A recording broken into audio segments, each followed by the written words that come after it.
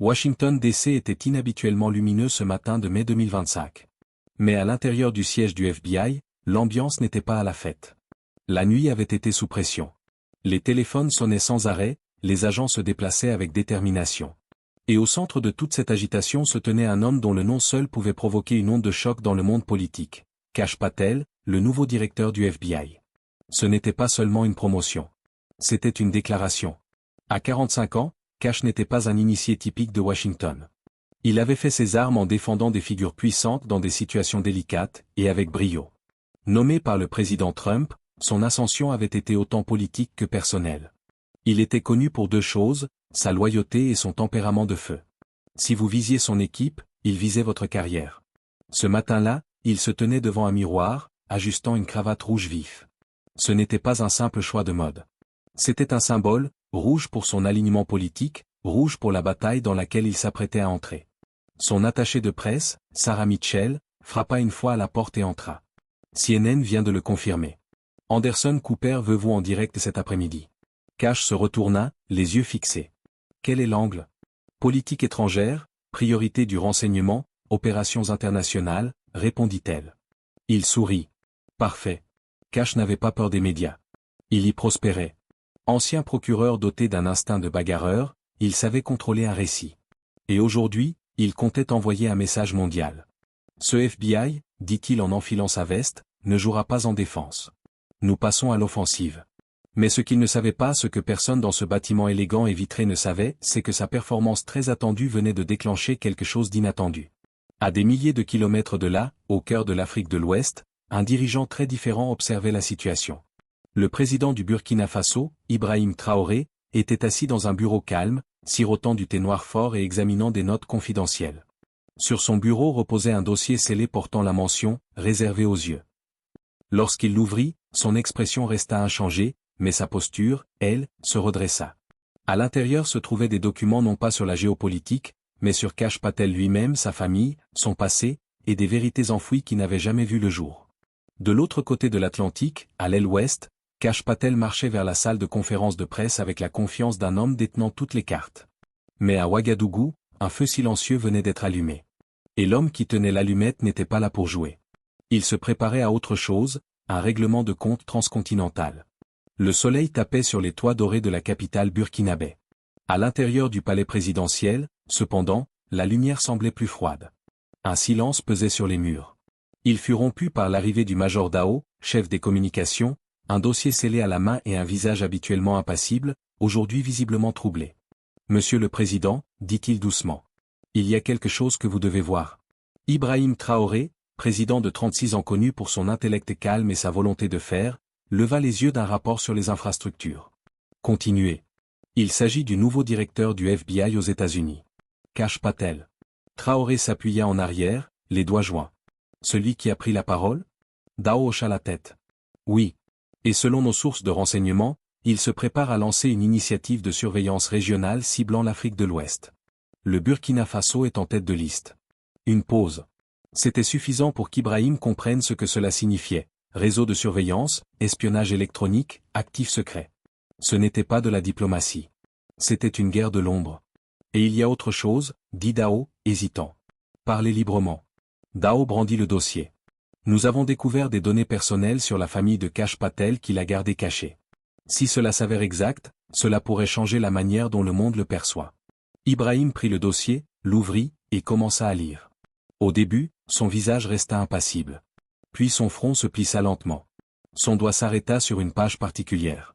Ses yeux se rétrécirent en lisant les lignes. Dossier d'immigration, déclaration financière, correspondance étrangère. Quand il leva enfin les yeux, son ton était bas, mais tranchant comme une lame. Est-ce que CNN est au courant de tout cela? Non, monsieur. La conférence de presse est toujours prévue pour cet après-midi, répondit Dao. Ibrahim referma le dossier d'un coup sec. Alors, nous avons le temps. Il se leva et fit un geste vers la salle multimédia. Préparez notre équipe technique. Je veux un flux en direct, crypté, connecté au réseau de CNN. S'il parle publiquement, nous aussi. Dao cligna des yeux. Monsieur, ils ne s'y attendront pas. C'est le but, répondit Ibrahim calmement. Parfois, la réponse la plus puissante est celle que personne ne voit venir. Dehors, la cour du palais grouillait de mouvement. Des oiseaux s'éparpillaient depuis la cime des arbres tandis que les gardes ajustaient leur poste. À l'intérieur, une autre forme de préparation débutait. Alors que Kash Patel répétait ces éléments de langage à Washington, confiant dans sa maîtrise du récit, en Afrique, une tempête se préparait. Calme, concentrée, pleinement consciente que le timing serait décisif. Le compte à rebours avait commencé. Le studio de CNN à Washington bourdonnait d'impatience. Les lumières étaient brûlantes, les caméras en direct, et la salle de contrôle grouillait de signaux chuchotés et d'écrans clignotants. Au centre de la scène, Kash Patel était assis. Tout en lui était calculé, costume bleu marine, épinglette du drapeau américain, cravate rouge impeccablement centrée. Il dégageait une assurance parfaite. Sans nervosité. Sans doute. C'était son arène. Face à lui, le présentateur chevronné Anderson Cooper donna le feu vert au producteur. Le voyant rouge s'alluma. On est en direct dans 3, 2, 1. Bonjour, commença Anderson. Nous recevons aujourd'hui le nouveau directeur du FBI, M. Kash Patel. Directeur, merci d'être avec nous. Kash sourit, calme et mesuré. Ravi d'être là, Anderson. Allons droit au but, dit Cooper. Sous votre direction, comment le FBI gérera-t-il les menaces étrangères? Kash se pencha en avant, la voix posée mais ferme. Soyons clairs. Sous ma direction, le FBI ne se contente pas de réagir. Nous anticipons.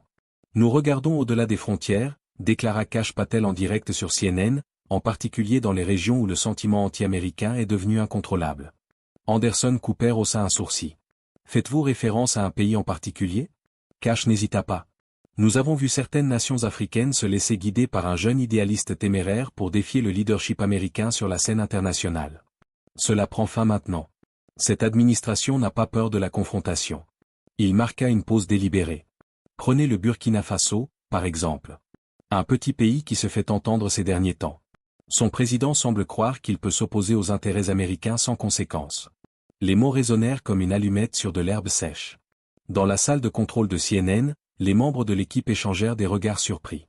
Il était rare et potentiellement dangereux qu'un directeur du FBI en exercice cite nommément un chef d'État étranger en direct à la télévision. À Washington, Kash se redressa, savourant l'instant.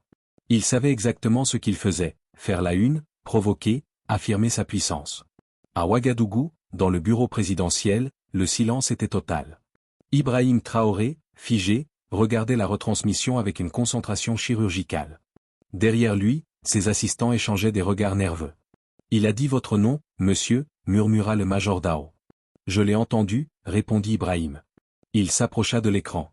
Son visage restait calme, mais ses mains, elles, se refermaient lentement en poing à ses côtés. Ce n'était plus de la politique. C'était personnel. Sur l'écran, Kash Patel poursuivait. Certains dirigeants prennent la retenue américaine pour de la faiblesse. Il est temps d'adopter une approche plus ferme. À cet instant, Ibrahim se tourna vers Dao. Préparez les caméras. Nous allons parler. En direct. Tandis qu'un homme jouait sa partition pour les caméras, un autre s'apprêtait à réécrire le scénario. Dans l'aile des médias présidentiels à Ouagadougou, l'activité s'intensifia. Les techniciens s'agitèrent. Les caméras chauffèrent. Les micros furent ajustés. Les connexions sécurisées s'allumèrent une à une. Au centre de l'action, le président Ibrahim Traoré se tenait droit. Cravate ôtée, veste boutonnée, regard acéré. Il fixait l'écran où Kash Patel continuait de parler depuis le studio CNN. Approche plus ferme, murmura Ibrahim. Montrons-lui à quoi cela ressemble. Le major Dao accourut, essoufflé. Monsieur, le signal est prêt. Mais CNN n'a aucune idée de ce qui arrive. Mieux encore, répondit Ibrahim. Le protocole s'arrête là où commence la dignité. Dao hocha la tête et s'écarta. Ibrahim s'avança. Le voyant rouge de la caméra s'alluma. À des milliers de kilomètres, dans la salle de contrôle de CNN, un technicien fronça les sourcils. Anderson? On vient de recevoir une liaison présidentielle sécurisée depuis l'Afrique de l'Ouest. Quoi? C'est lui? Le président Ibrahim Traoré. Il est connecté à notre ligne satellite. Anderson Cooper regarda vers la régie, stupéfait. C'est vérifié? Vérifié 3 fois. Il est en direct, maintenant. Anderson se tourna vers Kash. Directeur Patel. Nous venons de recevoir une transmission spéciale. Le président Ibrahim Traoré est en ligne. On nous demande de le laisser répondre. Pour la première fois, le visage de Kash se figea. Tout de suite? Oui, tout de suite. Après une brève hésitation, Kash redressa les épaules et s'éclaircit la gorge. Bien sûr. Écoutons ce qu'il a à dire. L'écran se divisa. D'un côté, Kash Patel dans le studio impeccable de CNN à Washington. De l'autre, Ibrahim dans un bureau présidentiel sobre, le drapeau du Burkina Faso luisant doucement derrière lui. Sa voix était claire. Calme. Autoritaire. Directeur Patel, commença-t-il. Merci pour ce message spontané. Il est toujours instructif d'entendre comment certains Américains perçoivent encore l'Afrique au XXIe siècle. Kash tenta un sourire. Monsieur le Président, je suis toujours ouvert à un dialogue respectueux. Le respect commence, coupa Ibrahim, en ne considérant pas les nations souveraines comme des pions. Un silence figea la pièce. Anderson Cooper lui-même semblait avoir oublié de cligner des yeux. Ibrahim se pencha légèrement vers la caméra. Puisque vous vous êtes adressé à moi à la télévision internationale, j'aimerais vous rendre l'appareil. Il tendit la main vers un dossier rouge posé à côté de lui. Ayons une conversation très honnête.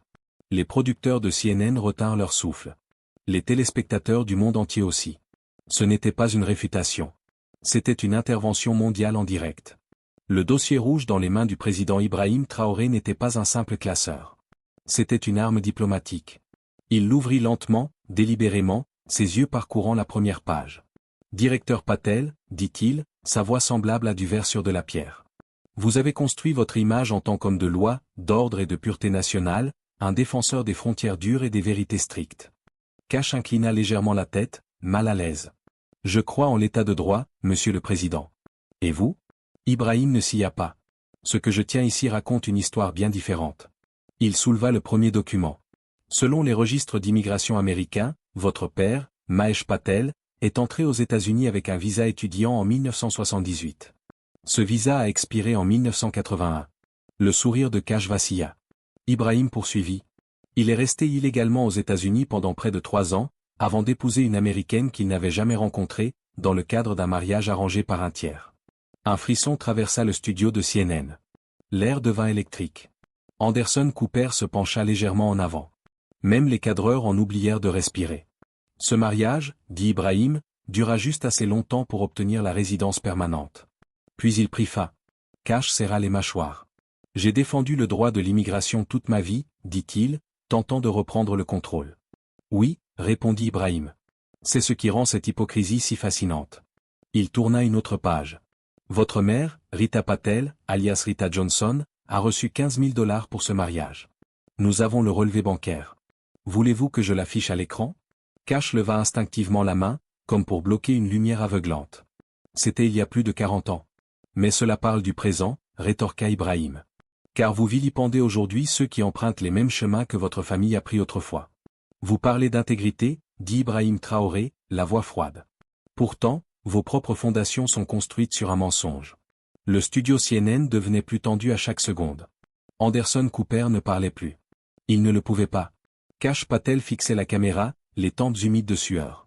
Je ne sais pas où vous avez obtenu ce fichier, marmonna-t-il. Mais c'est personnel. C'est hors limite. Ibrahim inclina doucement la tête. C'est personnel parce que vous l'avez rendu ainsi lorsque vous avez ciblé mon pays en direct, à la télévision. Lorsque vous avez remis en question notre droit à l'égalité. Il referma le dossier rouge avec lenteur, comme un chirurgien rangeant un scalpel après une incision. Et si cette vérité vous perturbe, alors peut-être n'êtes-vous pas prêt pour la suite. Kash Patel déglutit difficilement. Le masque de calme qui faisait sa force commençait à se fissurer. À l'autre bout du monde, des millions de téléspectateurs se penchaient davantage vers leurs écrans. Car la véritable interview venait de commencer. Le dossier rouge ne quittait pas les mains d'Ibrahim. Il reposait désormais sur le bord de son bureau comme une arme posée dans une zone neutre. Kash Patel bougea sur sa chaise. Sa posture n'était plus celle d'un maître de plateau. Les projecteurs, autrefois flatteurs, exposaient maintenant chaque tension, chaque tic nerveux. Je pensais que nous étions ici pour parler de sécurité nationale, lança Kash. Nous le sommes, répondit calmement Ibrahim. C'est pourquoi nous devons parler de l'histoire de votre famille. Pas seulement en Amérique, mais aussi en Afrique. Kash se figea. Plus précisément, votre oncle, poursuivit Ibrahim en ouvrant une nouvelle section du dossier. Rajesh Patel. Il prononça ce nom comme une sentence. Anderson Cooper jeta un coup d'œil inquiet vers la régie. Personne ne bougea. Personne n'osait interrompre ce moment historique. Votre oncle travaillait pour une société minière britannique au Kenya à la fin des années 1980 et au début des années 1990. Mais il n'était pas qu'un simple employé. Il était superviseur, gardien. L'image changea à l'écran. Une vieille photographie en noir et blanc apparut, Rajesh Patel, un presse-papier à la main, surveillant une file de travailleurs africains exténués. La légende s'afficha, complexe minier de Turana, 1989. Il a veillé à ce que toute tentative d'activité syndicale soit écrasée, dit Ibrahim, impassible. Et quand les travailleurs protestaient contre les conditions dangereuses, il aidait à faire taire les plaintes. Les lèvres de Cash s'entr'ouvrirent. Aucun mot n'en sortit. Cet homme, dit Ibrahim d'une voix basse, presque compatissante. Ces hommes africains sont morts sur ce site entre 1980 et 1991. Leurs familles n'ont jamais été indemnisées. Leurs noms ont été enterrés. Il tourna une nouvelle page. Rajesh Patel n'a jamais été tenu responsable. Au contraire, il a prospéré. Il a bénéficié de cette violence. Et lorsqu'il est décédé en 2019, il a laissé derrière lui un héritage considérable, à son neveu bien-aimé. Cash secoua lentement la tête. Cet argent ne venait pas d'Afrique. C'était des économies familiales. Privées. C'est ce que vous dites? Demanda Ibrahim en sortant un autre document. Car ce relevé bancaire montre un virement de la Kenya Commercial Bank vers votre compte personnel à la Bank of America, pour 127 000 $, daté de mars 2019. Le document s'afficha à l'écran, remplissant tout l'espace visuel. Cash avala difficilement. Cet argent a aidé à financer votre campagne. Il a payé votre image. Et vous saviez d'où il venait. Tu ne peux pas faire ça, balbutia Cash. Je ne le fais pas. Vous l'avez fait, corrigea Ibrahim d'une voix ferme. Et si vous ne saviez pas, alors vous avez choisi de rester aveugle. Le souffle de Cash s'accéléra. Ses paumes devenaient moites. Ibrahim, implacable, se pencha légèrement vers la caméra. Alors, quand vous accusez des dirigeants africains de menacer votre nation, demandez-vous, qui exploite qui? Un silence assourdissant s'abattit sur le plateau de CNN. La question traversa la planète, virale. Le directeur du FBI cachait-il la même corruption qu'il prétendait combattre? Le silence de Cash Patel en disait plus que n'importe quelle défense. Ses mains, autrefois stables, tremblaient à peine sous le champ de la caméra. Son regard ne croisait plus celui d'Anderson Cooper. Il cherchait une issue, une échappatoire, qui n'existait pas. Mais Ibrahim Traoré n'avait pas terminé. Il y a une tendance, directeur Patel, dit-il, dépliant un dernier document. Pas seulement à l'exploitation, mais à la dissimulation. Une volonté de réécrire la vérité. Il brandit un testament signé et notarié. Voici le dernier testament de Rajesh Patel. Dans ce document, il vous transfère l'intégralité de ses actifs africains, terres, actions, liquidités. À vous, son héritier américain, désigné pour perpétuer la vision familiale à l'étranger. Cash Patel sentit sa gorge se nouer. Je n'ai jamais entendu ces mots, dit Cash faiblement. Je n'ai pas rédigé ce testament. Non, répondit calmement Ibrahim. Mais vous avez accepté l'argent. Vous l'avez utilisé. Et jamais, pas une seule fois, vous n'avez remis en question son origine, alors même que vous bâtissiez votre carrière au sommet. L'écran derrière lui s'illumina de nouveau. Cette fois, il montrait une feuille de calcul. Des lignes de dépôt surlignées en rouge. Chaque ligne est datée, chaque virement traçable. Voici, dit Ibrahim en pointant une ligne de temps. De mars à septembre 2019, 5 transferts. 187 000 $ chacun. Tous provenant de sociétés écrans liées à l'entreprise de votre oncle. La voix de Cash se brisa. C'était des dons légaux. Légaux? Peut-être, répondit Ibrahim en haussant un sourcil. Éthique? Absolument pas. Il referma le dossier rouge dans un claquement sourd. Puis laissa le silence faire son travail. Un silence dense, chargé, qui semblait absorber tout l'oxygène du plateau. Vous vous êtes construit une image de patriote. De justicier. D'homme de loi. Mais vous n'avez jamais tenu votre propre famille pour responsable. Cash cligna des yeux, plus vite. Il lutta pour reprendre le dessus. C'est de la diffamation, dit-il sèchement, les mâchoires tendues. Non, directeur, répondit Ibrahim. C'est de la dénonciation. Et ce n'est pas moi qui ai transformé cela en spectacle. C'est vous. Moi, je suis simplement venu avec les faits. Les réseaux sociaux explosaient. Les hashtags défilaient à une vitesse fulgurante. Hashtag Patel exposé. Hashtag Burkina riposte. Hashtag vérité en direct. Même les fils internes de CNN clignotaient. Les producteurs échangeaient des regards effarés. Dans ce chaos, Anderson Cooper reprit enfin la parole. Directeur Patel, souhaitez-vous répondre? Cash ouvrit la bouche. Mais seul un souffle en sortit. Pour un homme qui s'était forgé dans la confrontation, il faisait désormais face à une vérité inattaquable, impossible à détourner, impossible à fuir. Ibrahim restait parfaitement calme. Inébranlable.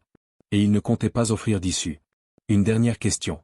Comment peut-on diriger une agence fondée sur la justice, quand son propre héritage a été acheté par le silence et des salaires volés? Le sang-froid de Kash Patel s'effondrait, en direct. Ses mâchoires tremblaient. Sa respiration se faisait courte, hachée. L'air du studio, autrefois climatisé à la perfection, lui paraissait soudain étouffant. Mais Ibrahim Traoré n'avait pas terminé. Il ouvrit le dossier une dernière fois. Une série de mets en sortie, parfaitement classés, horodatés, imprimés sur papier à en-tête. Il les aligna, comme les pièces d'un procès. Directeur Patel, dit-il sans hausser la voix, l'héritage ne signifiait pas la fin de votre lien avec l'Afrique. Ce n'était que le début. Il brandit le premier email. Daté du 14 juin 2018. Vous avez contacté un cabinet d'avocats de Nairobi. Vous leur avez demandé conseil pour sécuriser la succession de votre oncle. Kash resta immobile. Les yeux battants. Et dans ce message, vous avez posé une question très spécifique. Comment prévenir les réclamations externes de parties étrangères? Ibrahim marqua une pause. Les parties étrangères, Monsieur Patel, ce sont les familles des mineurs morts sur ce site minier. L'extrait du courriel s'afficha à l'écran. En gras. Surligné. Kash tenta d'intervenir, de reprendre le contrôle. C'était une précaution. Mais Ibrahim ne lui laissa aucune marge. Courriel suivant. Le 3 juillet 2018, un virement de $23 000 à un intermédiaire juridique. À compte pour contester d'éventuelles poursuites de plaignants non citoyens. Il laissa les mots s'imprimer dans les esprits. Puis enchaîna, implacable.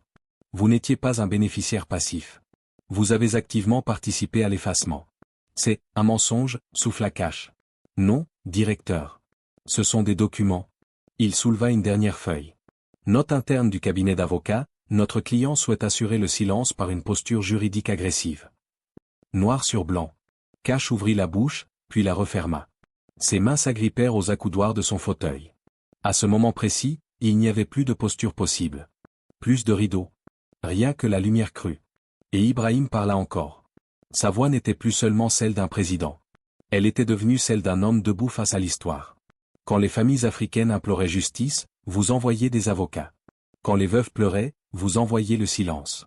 Et aujourd'hui, quand la vérité frappe à votre porte, vous dites que c'est injuste. Il fixa la caméra, et le monde entier avec elle. Moi, j'appelle ça la responsabilité. Kash, soudain, éleva la voix. Désespéré. Vous ne comprenez pas. Je protégeais ma famille. Mes enfants. Ma femme. Ils n'ont rien demandé à personne. Non. Répondit Ibrahim, plus doucement, mais plus gravement encore. Mais les familles dont les pères ne sont jamais revenus de cette mine non plus, et qui n'avaient ni caméra, ni studio, ni presse? Il se pencha en avant. Mais aujourd'hui, ils m'ont, et pendant un instant, même les chaînes de télévision se turent. Le monde entier sembla s'arrêter, regardant un homme s'effondrer et un autre s'élever. Non pas par vengeance, mais par vérité. Une vérité qui ne pouvait plus rester muette. Pour Kash Patel, ce fut le début de la fin. Les lumières du studio vacillèrent tandis que la tension s'épaississait. Kash Patel, autrefois figure d'une confiance inébranlable, tremblait maintenant. La sueur perlait sur son front. Sa voix était brisée par le désespoir. « Je suis persécuté », cria-t-il. C'est une chasse aux sorcières, une vendetta politique. Mais ces paroles résonnaient creux face au poids des faits indéniables mis à nu par le président Ibrahim Traoré. Anderson Cooper s'est rapproché, la voix calme et ferme. « Directeur Patel, s'il vous plaît. Restons courtois. » Mais Kash n'écoutait pas. Il se leva brusquement, renversant son verre d'eau. « Tu ne comprends pas à qui tu as affaire, » aboya-t-il. « Je suis le directeur du FBI. Je peux détruire n'importe qui. » La menace, diffusée en direct à des millions de personnes, était suspendue lourdement dans la pièce. La réponse calme d'Ibrahim vint sans hésitation. « Directeur Patel, » dit-il doucement, d'une voix ferme comme l'acier, « vous venez de menacer un chef d'État en exercice à la télévision nationale ?» La salle haleta. Anderson déglutit difficilement. « Cela a de graves implications diplomatiques. » Le visage de Kash devint pâle. « Je ne voulais pas dire, je ne voulais pas dire. » Ibrahim fit écho. Les menaces, aussi voilées soient-elles, ont des conséquences. Pendant un instant, l'écran montra deux hommes engagés dans une bataille silencieuse. L'un se dénouait, l'autre restait résolu. Puis l'impensable se produisit. Les jambes de Kash tremblaient. Il s'effondra sur sa chaise, les mains agrippées à sa tête. « Aidez-moi » murmura-t-il. L'équipe de CNN se précipita vers l'avant tandis que les gardes de sécurité apparaissaient à la porte. « Directeur Patel, vous allez bien » demanda Anderson, l'inquiétude profondément gravée sur le visage. Mais Patel était incapable de réagir. Des larmes coulaient sur son visage. « Ma carrière, ma famille, tout a disparu » sanglotait-il. Et la voix d'Ibrahim, calme et constante, coupa le chaos. Je ne t'ai pas détruit, directeur. J'ai simplement montré la vérité. La vérité que tu as cachée. En dehors du studio, le monde réagissait déjà. Les réseaux sociaux ont explosé, les hashtags sont devenus des tendances mondiales, les clips de la dépression de Patel ont circulé plus vite que n'importe quel scandale politique auparavant. En quelques heures, la Maison-Blanche publia une brève déclaration faisant état d'un problème de santé personnelle et du congé temporaire de Patel. Les retombées furent rapides et indéniables.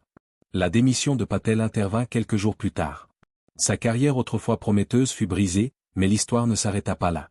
Les familles des mineurs de Queugnon, armées des preuves révélées par Ibrahim, entamèrent des actions en justice. Les salles d'audience se remplirent de témoignages, les procès s'accumulèrent. La justice, autrefois lointaine, était désormais plus proche que jamais. Pour le président Ibrahim Traoré, cette diffusion fut plus qu'une victoire. C'était une déclaration au monde, la vérité est une arme plus puissante que n'importe quelle menace. Les mois passèrent, mais les échos de cette confrontation en direct continuèrent à se propager à travers les continents. Kash Patel, autrefois l'étoile montante des forces de l'ordre américaines, disparut de la scène publique. Sa démission fut suivie d'interviews silencieuses, d'aucune déclaration, d'aucune apparition. Derrière des portes closes, ses avoirs furent gelés, bloqués dans des batailles juridiques initiées par les familles des mineurs de Queugnon. Le procès visait à obtenir justice pour les pères, frères et fils disparus qui n'étaient jamais revenus des mines que Raj Patel supervisait autrefois. 2 ans plus tard, les tribunaux accordèrent aux familles plus de 2,3 millions de dollars de dommages et intérêts. Des fonds furent consacrés à la construction d'écoles, de cliniques et de centres communautaires au Kenya, un hommage durable à ceux qui avaient souffert en silence. Pendant ce temps, le scandale provoqua une onde de choc dans les couloirs du pouvoir américain. Le Congrès lança des enquêtes sur le processus de sélection des candidats à la sécurité nationale, exigeant des vérifications d'antécédents plus strictes. L'affaire Patel devint un exemple édifiant étudié dans les écoles de journalisme du monde entier comme une leçon magistrale de transparence et de responsabilité. Au Burkina Faso, le président Ibrahim Traoré fut salué comme un symbole de courage et de vérité. Interrogé sur l'incident des années plus tard, il fit une déclaration simple mais profonde. Le véritable leadership ne consiste pas seulement à défendre les frontières ou à exercer le pouvoir. Il s'agit de protéger la dignité de votre peuple. Il poursuivit, quand quelqu'un menace le Burkina Faso, nous ne répondons pas seulement par la violence. Nous répondons par la vérité. Le monde avait assisté à un tournant. Les dirigeants africains n'étaient plus des spectateurs silencieux. Ils avaient les outils, le courage et la tribune nécessaires pour demander des comptes aux puissances mondiales. Pour Kash Patel, la leçon fut dure et irréversible. Menacer les nations africaines au XXIe siècle ne signifiait plus exercer la puissance militaire ou mener des opérations secrètes. Cela signifiait faire face à la dénonciation, à la justice, à un monde qui ne tolère ni l'exploitation ni le silence. Comme l'a dit Ibrahim Traoré lors de cette émission historique. L'Afrique n'est plus un continent à intimider. C'est un continent qui parle et le monde écoute enfin. Ainsi, dans le choc entre l'ombre et la lumière, entre le silence et la vérité, une chose était claire, l'ère de l'impunité était. Si ce n'est pas encore fait, n'oubliez pas de vous abonner pour ne rien manquer. Et dites-moi en commentaire, de quel pays vous me suivez? J'ai hâte de découvrir d'où vous êtes.